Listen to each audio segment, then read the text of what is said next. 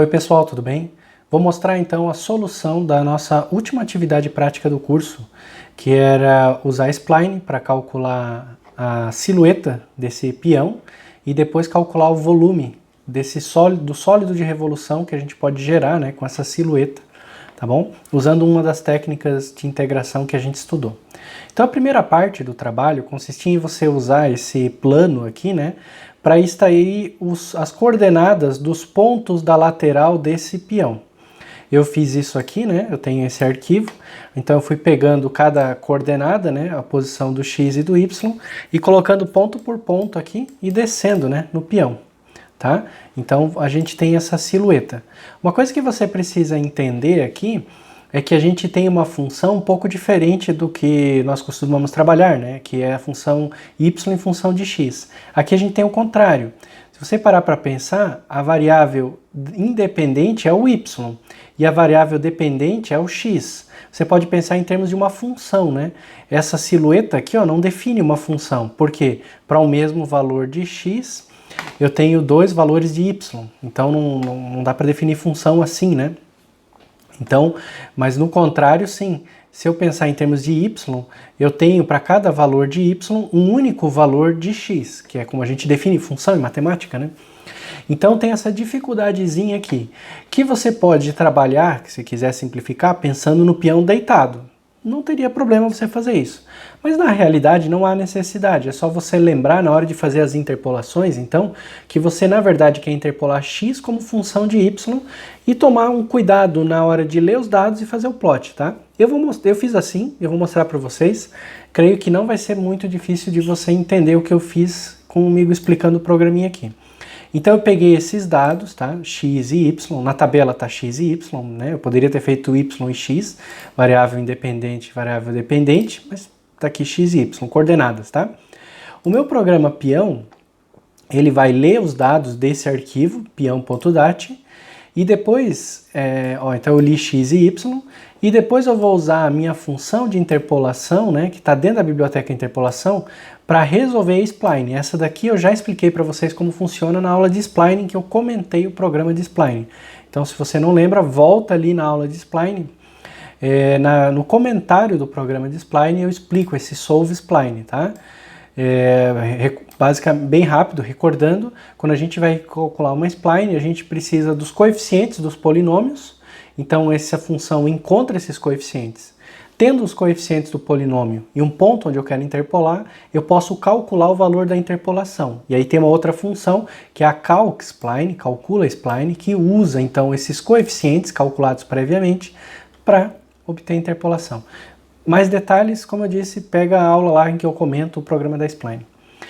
O que essa jogada do x e y, o que muda é que na hora que eu vou resolver a spline, eu não vou passar x e y, eu vou passar y e x, ou seja, a variável independente, que é o y, e a variável dependente, que é o x, tá?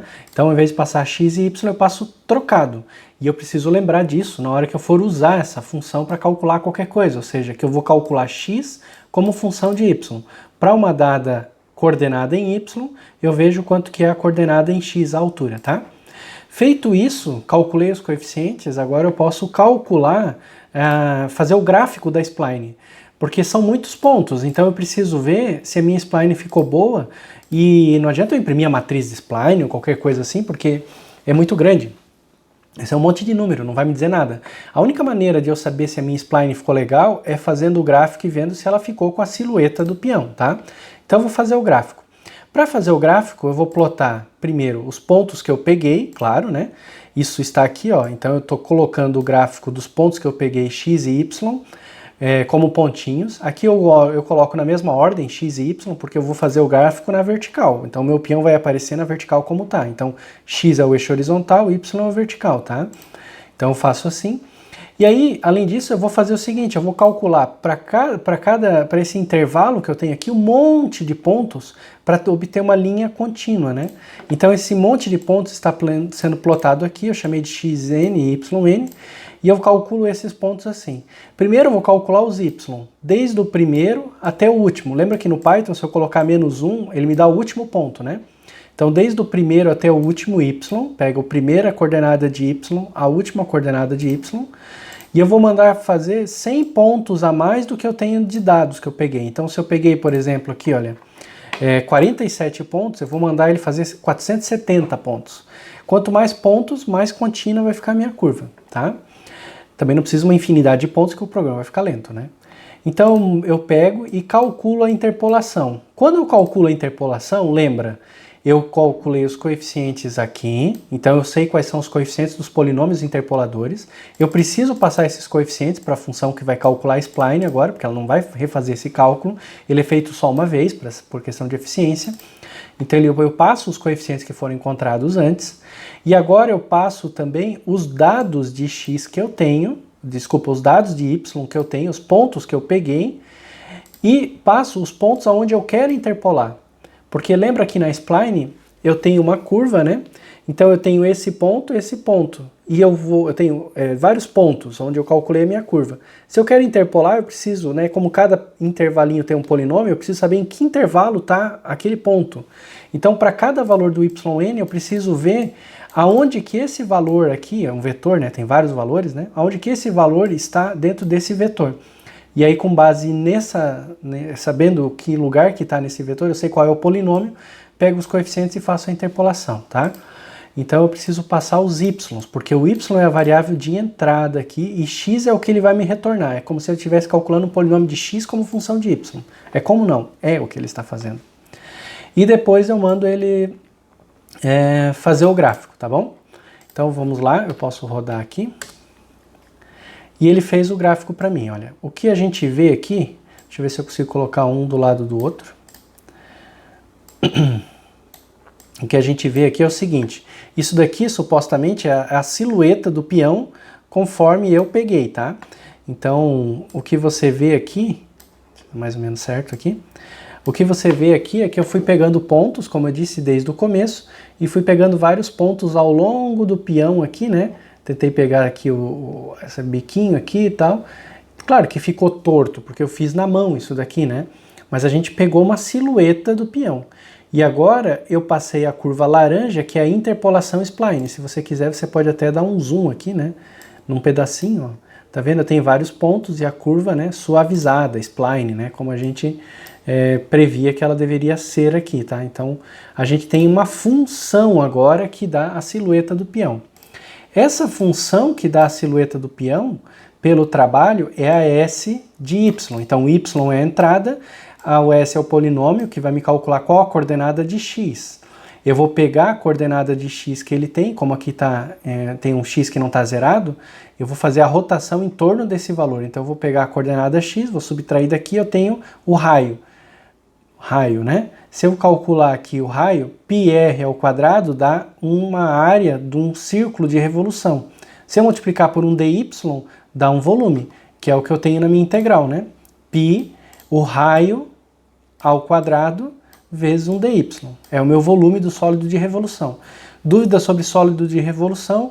Também, dá uma recordadinha lá em cálculo, sólidos de revolução. Com certeza você estudou isso em cálculo, mas se tiver a dúvida é só procurar no Google, aparece um monte de aulas explicando sólidos de revolução, tá? Então a gente com isso consegue calcular o volume do sólido de revolução. Mas para calcular o volume do sólido de revolução eu vou ter que fazer essa integral aqui, e nós vamos fazer essa integral numericamente. A gente pode usar qualquer algoritmo para fazer essa integral numericamente, mas eu vou usar o algoritmo do trapézio adaptativo, tá? Então o que a gente precisa é definir essa função. Veja que isso aqui é uma função, π, s de y menos x central ao quadrado, né? É a função que eu vou integrar. Eu vou integrar do valor inicial ao final do y, né? Vou integrar daqui até aqui, tá? Então eu preciso definir essa função. Só que aqui tem uma complicaçãozinha que eu não passei na aula de integração numérica, porque é um detalhe, mas é um detalhe que é importante, que acontece em muitas funções que a gente quer integrar. Que essa função, ela tem parâmetros. Ou seja, nem toda função é só uma função simples de x, né? F de x igual a x ao quadrado. Eu posso pensar numa função que tem um parâmetro a, por exemplo. F de x igual a ax ao quadrado, onde a é um parâmetro livre que eu posso mexer, então a igual a 2, a igual a 3, a igual a menos 1. A é um coeficiente ou parâmetro da função. a gente pode integrar funções que tenham parâmetros. No caso, essa função aqui, ela tem o parâmetro x central, né? Conforme varia aqui, né? Eu preciso passar essa informação para o integrando. E essa função tem implicitamente outros parâmetros, que são os coeficientes necessários para calcular a spline, né? Porque a spline é um polínômio cúbico, que tem 4 coeficientes. Esses coeficientes também são parâmetros aqui dessa função de integração. Então não basta a gente dar o valor de y, eu preciso saber dos coeficientes para poder calcular a spline e preciso saber do x central para poder calcular o volume ali daquele sólido de revolução. Todos esses são parâmetros que precisam ser passados para a função que integra. Quando eu expliquei para vocês na aula de integração numérica como implementar a função de trapézio adaptativo e as outras, eu passava só a função e o intervalo de integração e os parâmetros de integração. A minha f era uma função que ela só tinha uma variável, x, não tinha os parâmetros, né? No exemplo lá era sempre uma função definida, sem parâmetro. Como é que a gente faz para definir um parâmetro? A maneira feia é definir uma variável global aqui fora que vai ser usada pela minha função. É uma maneira feia, porque variável global, gente, é um perigo. Ela vale em locais do programa que você não sabe e você pode alterar essa variável. Eu discuti um pouco disso de escopo de variáveis com vocês, né? Então não é legal. O certo, gente, é passar os parâmetros na chamada da função. Então eu preciso passar para a função que integra os parâmetros da f, para que ela chame a f com esses parâmetros. Eu escrevi uma função adaptada, que o algoritmo é o mesmo, apenas aonde eu chamo a f agora, eu vou chamar a f passando também, deixa eu ver onde é que está aqui, onde eu chamo a f, ali ó, eu chamo a f passando além do ponto onde eu quero calcular os parâmetros. Os parâmetros aqui são, eu estou passando como um vetor, pode ter qualquer número de parâmetros, coeficientes, qualquer número de qualquer jeito, tá? É um vetor. Então eu recebo esses parâmetros também na chamada do algoritmo de integração. E como é que eu vou definir esses parâmetros? Na função que vou chamar para integrar, ó. Então o integrando, essa parte aqui, ó, o integrando, ele recebe o valor de y, mas também os parâmetros. Os parâmetros que ele vai receber para a spline aqui são os dados, eu preciso saber quais os pontos de y para poder localizar o intervalo e saber qual o coeficiente de polinômio que eu vou pegar e o valor do x central. Então essa parte para poder interpolar por spline e essa parte para poder calcular a subtração aqui, tá? Então esses parâmetros são passados para o integrando, que vai calcular a interpolação da spline do mesmo jeito que a gente calculou antes, tá? Então, para calcular a interpolação da spline, ela precisa dos dados, ela precisa do lugar onde eu quero calcular a interpolação da spline e ela precisa dos coeficientes, tá? Todo o parâmetro, esse meu coeficiente, minha lista parâmetro, passa esses dados aí para ela, tá? Feito isso, ela vai interpolar a spline, que está aqui, vai calcular a diferença, levar ao quadrado e retornar. E o que eu vou fazer é o seguinte, então eu vou definir o x central, eu vejo pela figura, o x central é 75. Uma vez que eu defini o x central, eu defino os parâmetros, os dados, os coeficientes da spline e o x central. E aí eu vou chamar a função que calcula a integral. Eu vou passar o integrando para essa função, intervalo de integração, número de intervalos iniciais e erro que eu quero alcançar, e os parâmetros, que é o que eu modifiquei agora nessa função, que antes não tinha, tá? Agora eu passo esses parâmetros para que, quando a função for chamar a f, ela chame a f passando os parâmetros. E a f foi definida por mim, que sou o usuário, recebendo esses parâmetros para fazer a conta, tá bom? Dessa maneira você pode definir uma função que recebe qualquer quantidade de parâmetros e de qualquer tipo, inclusive, tá bom? Eu não estou pedindo para imprimir tudo no terminal, estou colocando verbose igual a falso, porque senão fica muita coisa saindo aqui. E pego o volume, isso aqui, o resultado dessa integral já é o volume. E eu vou imprimir o volume. O problema é que quando eu imprimo o resultado dessa conta aqui, olha, o volume dá um valor que eu não faço a menor ideia se está certo ou não. Como é que eu posso saber se a minha conta deu certo? Preciso comparar com algo razoável. Algo razoável é o seguinte, eu preciso estimar o volume desse sólido de revolução. Então eu vou estimar, é uma estimativa, da maneira mais fácil que eu puder. Nesse caso, a maneira mais fácil que eu puder é um cilindro. Ó, eu posso pensar num cilindro que tem isso daqui de raio, Então seria um cilindro de rotação. Qual é o volume de um cilindro de rotação? É πr ao quadrado vezes o h. O raio é o x central, que seria 75 aqui, né? Como você pode ver se eu der um zoom, ó, ele está chegando de 75 a 150 quase. Então, mais ou menos 75, um pouco menos, tá? A estimativa. A altura, o y está indo de 0 até quase 200. Então, o volume do meu sólido de revolução, do meu cilindro de revolução, vai ser cilindro, que é π, x central ao quadrado, a diferença do último para o primeiro y, tá? Que é a altura do negócio aqui, mais ou menos 200.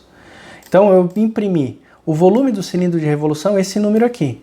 Ainda não está muito bom de comparar, então eu vou fazer o seguinte, eu vou dividir o volume do meu sólido, do meu peão, pelo volume do cilindro, tem que dar um valor menor do que 1, né?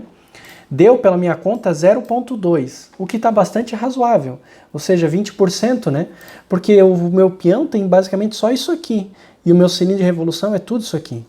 Ah, professor, eu gostaria de melhorar essa estimativa. Ah, melhora, não precisa, tá? Porque a gente só precisa ter uma ideia se é razoável ou não a conta.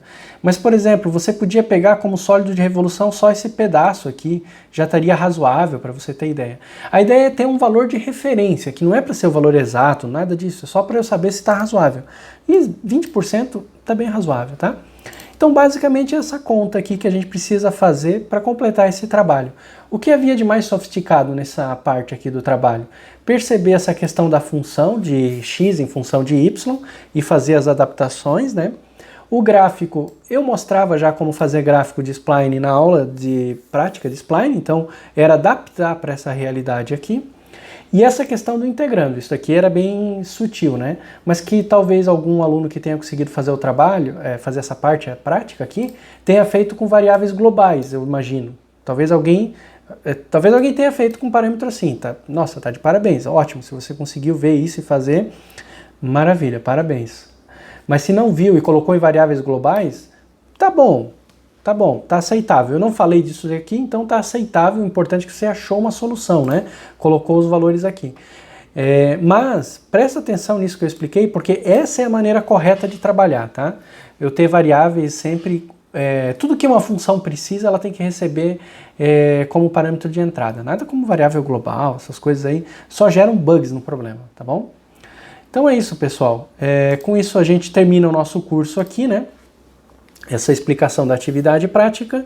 Agora fica para vocês terminarem o trabalho final e me entregarem, né? E para aqueles alunos que ficarem em recuperação, depois a gente vê a atividade de recuperação, tá bom? Muito bom ter vocês nesse curso. Espero não vê-los de novo nesse curso, né?